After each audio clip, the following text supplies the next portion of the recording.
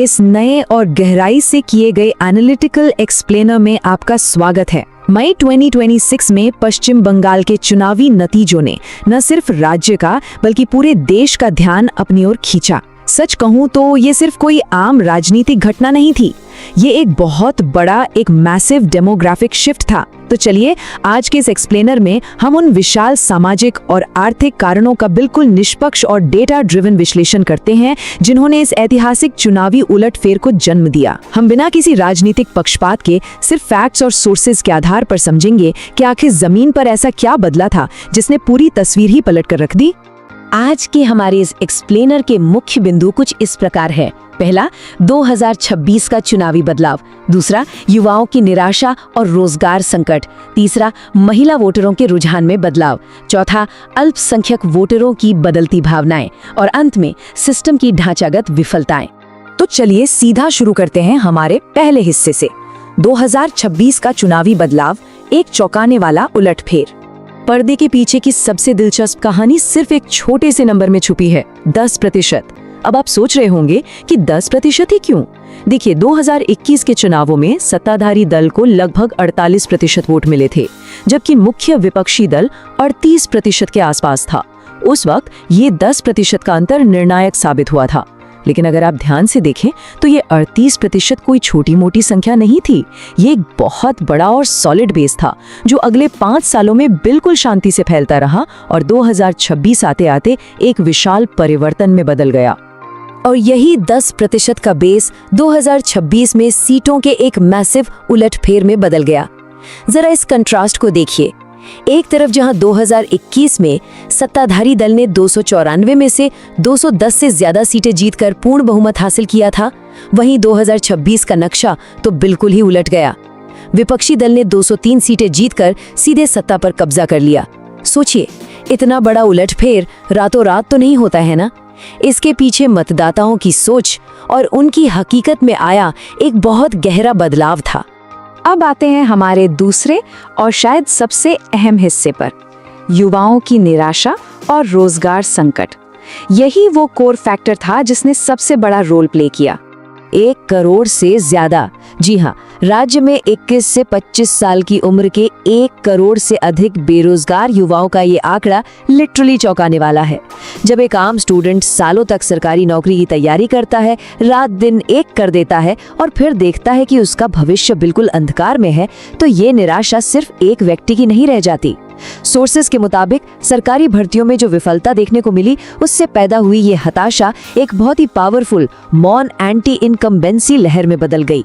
चुनाव के अंत में युवाओं को 1550 रुपए के भत्ते का ऑफर जरूर दिया गया था, लेकिन जमीनी हकीकत तो यही थी ना कि सिर्फ भत्ते से एक सुरक्षित भविष्य की गारंटी नहीं मिलती। युवाओं को पक्की नौकरी चाहिए थी, भत्ता नहीं। अब सवाल ये है कि आखिर ये गुस्सा इतना ज्यादा पनपा कैसे? पिछले 5 सालों में सरकारी भर्तियां लगभग ठप सी रहीं और जो थोड़ी बहुत भर्तियां हुई भी, उनमें करप्शन के भारी आरोप लगे। डेटा साफ बताता है कि भ्रष्टाचार की वजह से 26,000 शिक्षकों की नौकरियां रद्द कर दी गई और 32,000 प्राइमरी नौकरियों का मामला कोर्ट कचहरी में अटका रहा। और सबसे बुरा तब हुआ जब इन योग्य और हताश उम्मीदवारों ने सड़कों पर उतरकर प्रदर्शन किया तो उन पर पुलिस की कड़ी कार्रवाई की गई। जब पूरे राज्य ने न्यूज़ में शिक्षित युवाओं पर लाठीचार्ज होते हुए देखा तो ये परसेप्शन बिल्कुल पुख्ता हो गया कि प्रशासन युवाओं के रोजगार और उनके भविष्य को लेकर पूरी तरह से उदासीन है। आपने वो कहावत तो सुनी होगी ना कि इतिहास खुद को दोहराता है। यहाँ ये बिल्कुल सच साबित हुआ। 2011 में भी बिल्कुल ऐसा ही हुआ था, जब भयंकर बेरोजगारी से त्रस्त शिक्षित युवाओं ने 34 साल पुरानी वाम मोर्चा सरकार को सत्ता से बाहर का रास्ता दिखा दिया था। और 2026 में बिल्कुल वही पैटर्न, भर्ती में भ्रष्टाचार और रुके हुए भविष्य से पैदा हुई युवाओं की इसी गहरी निराशा ने एक बार फिर से एक और प्रशासन को सत्ता से बेदखल कर दिया। चलिए अब बढ़ते हैं अपने तीसरे हिस्से की तरफ, महिला वोटरों के डेमोग्राफिक्स में बदलाव। ये वो गढ़ था जिसे भेदना नामुमकिन माना जाता था। देखिए, कल्याणकारी योजनाओं के जरिए महिलाओं को डायरेक्ट कैश ट्रांसफर देकर एक मनोवैज्ञानिक सुरक्षा देने का वादा किया गया था। कागज पर यह वादा बहुत ही शानदार और मजबूत था, लेकिन जमीनी हकीकत कुछ और ही बयां कर रही थी। सोर्सेज बताते हैं कि इन योजनाओं का फायदा उठाने के लिए महिलाओं को लोकल लेवल पर भयंकर करप्शन का सामना करना पड़ा। कट मनी देनी पड़ती थी, राजनीतिक रैलियों में जबरदस्ती शामिल होने का दबाव होता था और स्थानीय नेताओं का उत्पीड़न सहना पड़ता था। इस लगातार बने हुए लोकल प्रेशर ने धीरे धीरे उस महिला सशक्तिकरण की भावना को ही खत्म कर दिया और उनका व्यवस्था से भरोसा उठने लगा। और फिर एक ऐसा वाकया हुआ जिसने इस टूटते भरोसे को पूरी तरह से चकनाचूर कर दिया। आरजीकर मेडिकल कॉलेज की घटना और उसके बाद जिस तरह से प्रशासन पर आरोपियों को ढालने और बचाने के गंभीर आरोप लगे, उसने पूरे राज्य की महिलाओं को अंदर तक झकझोर कर रख दिया। ऊपर से महिलाओं की रात की सुरक्षा को लेकर जो ऑफिशियल बयानबाजी हुई, उसने उनके मन में असुरक्षा और अलगाव की एक बहुत गहरी मनोवैज्ञानिक भावना पैदा कर दी। सुरक्षा की ये कमी और डर का ये माहौल वोटिंग पैटर्न में बदलाव का एक बहुत बड़ा गेम चेंजर साबित हुआ। अब आते हैं चौथे पॉइंट पर, अल्पसंख्यक वोटरों की बदलती भावनाएं। जो वोट बैंक कभी पूरी तरह से एकजुट था, वो अब कैसे बंटने लगा। माइनॉरिटी कम्युनिटी का जो नया युवा वर्ग है, वो अब सिर्फ राज्य के वजीफों या छोटे मोटे भत्तों तक सीमित नहीं रहना चाहता। उनकी सबसे बड़ी प्रायोरिटी भी अब रियल जॉब्स यानी वास्तविक रोजगार है। इसके साथ ही हमने वैकल्पिक नेताओं का उदय भी देखा, जिन्होंने बिना किसी सांप्रदायिक बयानबाजी के आम लोगों के असल मुद्दों पर बात की। और एक और बड़ा कारण रहा मुर्शिदाबाद में हुई सांप्रदायिक झड़पें। इन झड़पों के दौरान आम नागरिकों को सुरक्षा देने में राज्य की जो कथित विफलता दिखी, उसने इस धारणा को और भी मजबूत कर दिया कि जमीनी स्तर पर प्रशासन अब काम नहीं कर रहा है। और अब हमारे विश्लेषण का पांचवा और आखिरी हिस्सा, ढांचागत विफलताएं और अंतिम प्रभाव, या यूं कहें द ब्रेकिंग पॉइंट। आपको याद है शुरुआत में हमने 10% की बात की थी। यहाँ ये 10% का आंकड़ा फिर से सामने आता है, लेकिन एक बिल्कुल अलग कॉन्टेक्स्ट में। चुनाव आयोग की बहुत सख्त मॉनिटरिंग के कारण इस बार वोटर लिस्ट में भारी प्रशासनिक बदलाव किए गए। रिपोर्ट्स बताती हैं कि लगभग 10% ऐसे नाम थे जो या तो डिलीट कर दिए गए या उनके एड्रेस बदल दिए गए, जिसमें मृत मतदाता या इनवैलिड एड्रेस शामिल थे। 2021 में विपक्ष जिस 10% के अंतर से हारा था, वोटर लिस्ट की इस डीप क्लीनिंग ने उस अंतर को पाटने में एक बहुत ही क्रिटिकल रोल प्ले किया।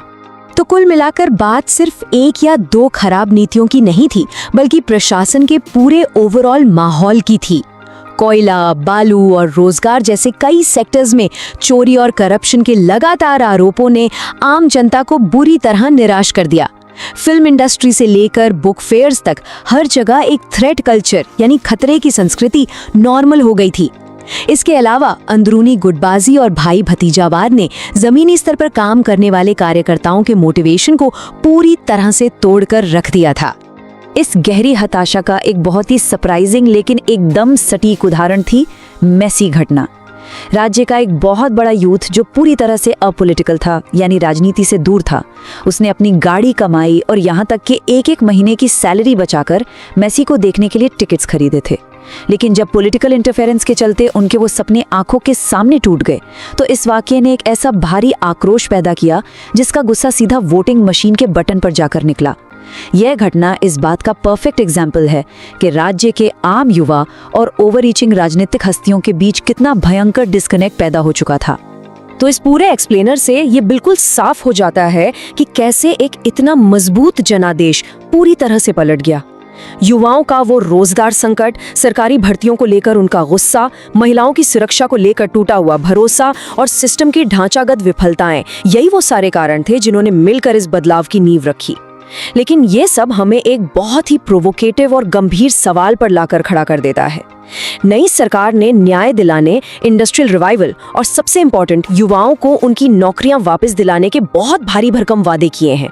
लेकिन क्या ये नया प्रशासन इन गहरी सामाजिक और आर्थिक समस्याओं को सच में सुलझा पाएगा, या फिर क्या ये सिर्फ एक और नए राजनीतिक चक्र की शुरुआत भर है? इसका जवाब तो सिर्फ वक्त ही दे पाएगा। आज के इस एक्सप्लेनर में हमारे साथ जुड़ने के लिए आपका बहुत बहुत धन्यवाद।